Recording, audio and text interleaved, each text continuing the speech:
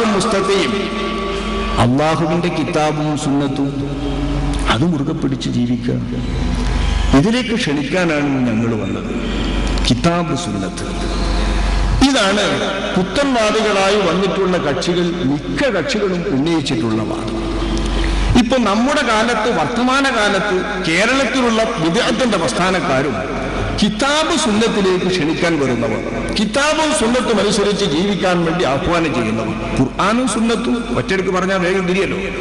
ഖുർആനും സുന്നത്തും, ഖുർആനും സുന്നത്തും ഇത് കേൾക്കുമ്പോൾ സാധാരണക്കാരിലേക്ക് ഈ ശബ്ദം തന്നെ നിരന്തരമായി ഇറക്കി തന്നവർ ഞങ്ങളാണ്.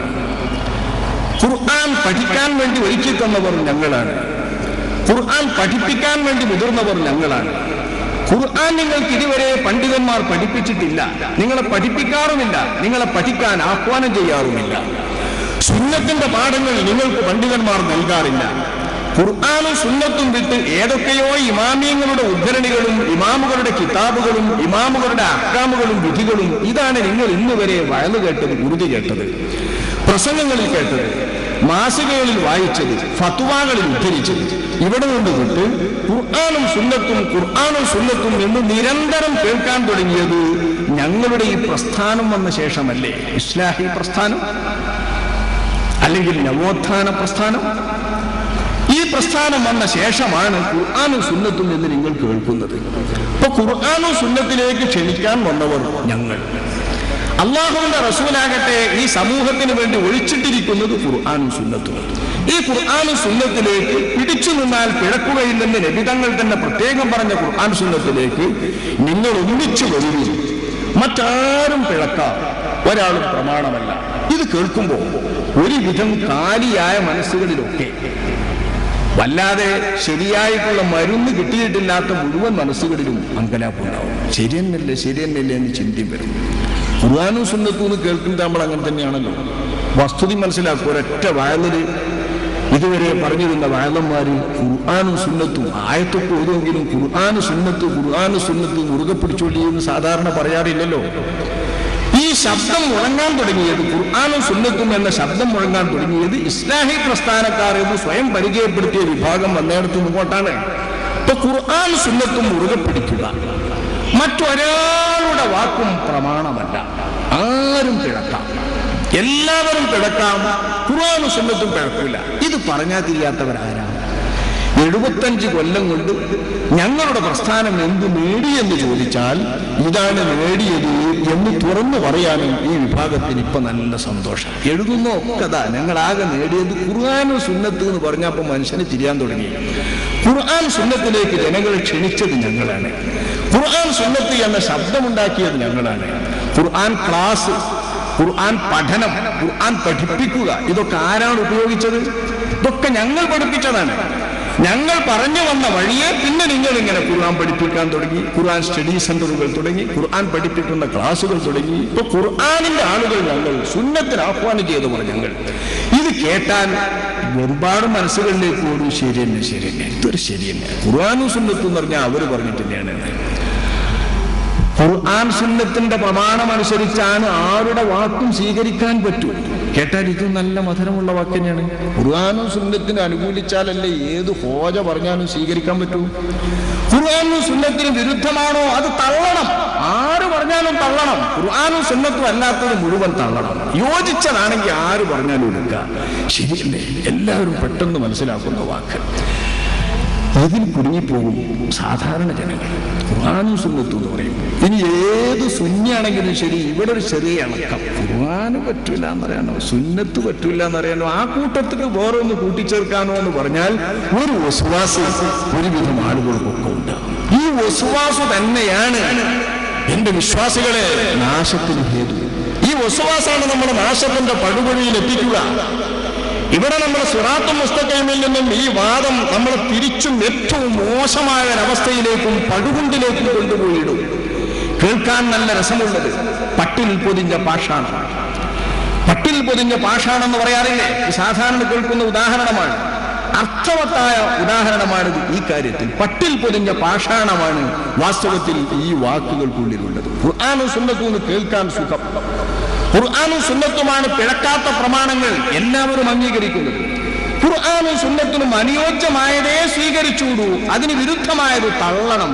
ആർക്കും പെട്ടെന്ന് സമ്മതിക്കാൻ പറ്റാത്ത, തള്ളാൻ പറ്റാത്ത, ഏവരും സമ്മതിക്കുന്ന ആശയമുള്ള വാക്ക്. പക്ഷേ ഇതിന്റെ ഉള്ളിൽ ഒളിഞ്ഞു വെച്ചിരിക്കുന്ന വിഷം വളരെ ഗൗരവമുള്ള വിഷമാണ്. ഒരുവിധം സത്യവിശ്വാസത്തിനൊക്കെയും വിളക്കം തട്ടിക്കും.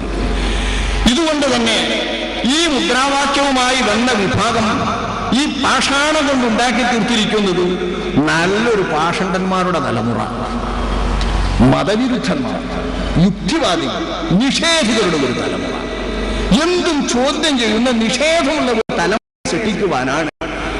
എന്തു പറഞ്ഞാലും തങ്ങൾക്ക് ഇഷ്ടമുള്ളതാണെങ്കിൽ സ്വീകരിക്കും, തങ്ങൾക്ക് ബോധ്യപ്പെട്ടെങ്കിൽ സ്വീകരിക്കും, തങ്ങൾക്ക് മനസ്സിലായെങ്കിൽ സമ്മതിക്കും എന്ന് ഏത് വമ്പനും അവന്റെ ഉള്ളിൽ പറയും, ഏത് പ്രസംഗം കേട്ടാലും. ഈ പ്രസംഗത്തിന്റെ മുമ്പിൽ നിങ്ങൾ ഇങ്ങനെ ഇരിക്കുമ്പോൾ എല്ലാവരും എന്നെ തലകുലുക്കി സമ്മതിക്കും എന്ന് ഇപ്പോ ഞാൻ ധരിക്കില്ല.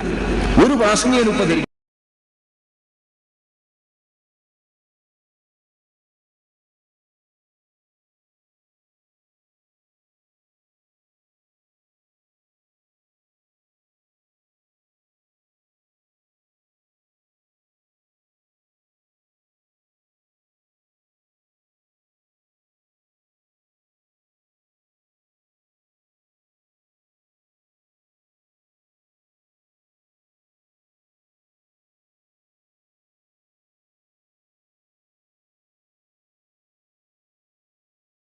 കാരണം നിങ്ങളാണ് ഏറ്റവും മിടുക്കന്മാർ.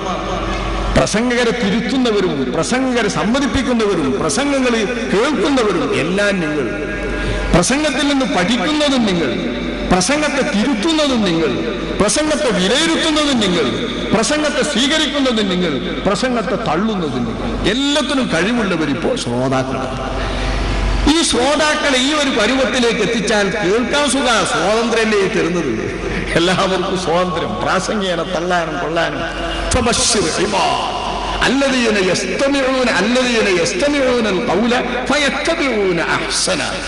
ഏത് പ്രസംഗവും കേട്ടുള്ള, ഏത് ഉറുതിയും കേൾക്കുക, ഏത് പ്രസംഗവും എല്ലാം കേട്ടിട്ട് അതിൽ നിന്ന് ഏറ്റവും മുന്തിയത് ഏതാണോ അത് സ്വീകരിക്കുക, അതിനോട് പിൻപറ്റുക. ഇങ്ങനെ ഈ ആയത്തിന് അർത്ഥം വെച്ചിട്ട് ആളുകളെ ഈ കാണുന്ന ഒരു പരുവത്തിലെത്തിച്ചു. എല്ലാവർക്കും വിധിയെഴുതുന്നവരും എല്ലാ വാക്കും തിരഞ്ഞെടുക്കുന്നവരും സാധാരണ ജനങ്ങൾ. ഇവിടെ എത്തി നിന്നാൽ നമ്മുടെ സിറാത്തുൽ മുസ്തഖീം തെറ്റിപ്പോകും, സ്വർഗത്തിന്റെ അകത്തേക്ക് പ്രവേശിക്കാനുള്ള വഴി തെറ്റിപ്പോകും, ഖുർആനും സുന്നത്തും നമുക്ക് ഒട്ടും തിരിയാതെയാകും. അത് തിരിക്കാൻ വേണ്ടി നമ്മുടെ മാനദണ്ഡങ്ങൾ മനസ്സിലാകാതെ വരും.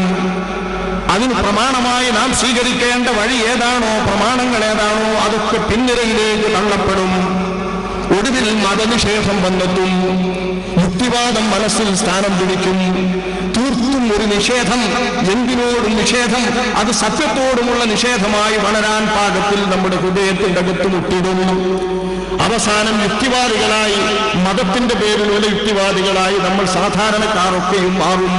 ഒരുവിധം ചെറുപ്പക്കാരൊക്കെ ആ വിധത്തിൽ എത്തിപ്പെടുന്നുണ്ട്. അല്ലാഹു ഈ സമുദായത്തെ കാക്കുമാറാകട്ടെ. വാസ്തവത്തിൽ കേൾക്കാൻ സുഖമുള്ള ഈ വാദത്തിന്റെ ഉള്ളിൽ ഒളിഞ്ഞു കിടക്കുന്ന രഹസ്യവും അതിൽ അവർ ഒളിപ്പിച്ചു വെച്ചിരിക്കുന്ന വിഷാംശവും നമ്മൾ നല്ലപോലെ വിലയിരുത്തി മനസ്സിലാക്കിയേ തീരുള്ളൂ. കുറച്ച് നമ്മൾ ശ്രദ്ധിക്കേണ്ട വേണം.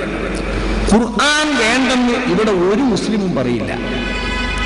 ഖുർആനും സുന്നത്തും വേണ്ടെന്ന് പറയുന്ന മുസ്ലിം ഇല്ല.